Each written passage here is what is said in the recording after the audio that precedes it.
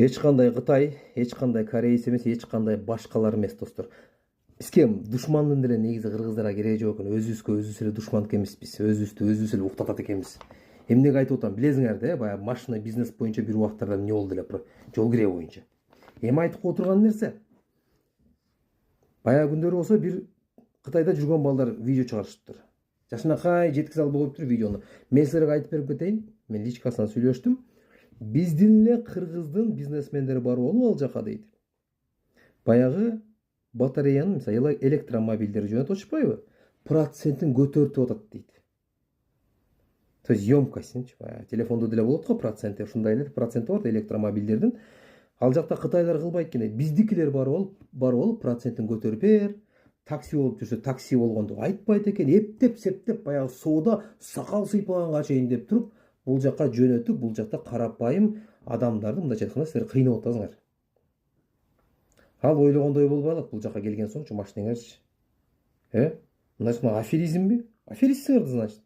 Ошентип уктатып атпайсыңарбы? Ошондой эле Кореядагылар да айткандар бар. Ал жакта машинелердин баарын баасын көтөргөндөр биздин кыргыздар болгон бар болуп. Бирөөсү бир машина алып коет, буга задаток таштап коет. Артынан башка кыргыз барат дагы задатагын берип коер, мен сага көбүрөөк акча берем деп. Тартып алат. Так корейский эмне по барабану да, кимиси көбүрөөк акча жүрсө ошону алып берет, бере берет дегендей да. Акыры барып эле ким кыйналат? Биздин карапайым элдерге машиналар кымбат түшүп калып атат да, мындайча айткандачы. Ошондой эр кулдар кичине мындай алкымыңарды тыйсаңар, бири-бириңерге жол бергенди үйрөнсөңөр деп айтып келет. Нереальный нерселерди сураныч кылбагылачы. Баргыла, кылгыла, өзүңөр ачык айкын айткыла, мына ачык айкын иштеген компаниялар сонун эле иштеп атышпайбы? Жадырап жайнашып эле.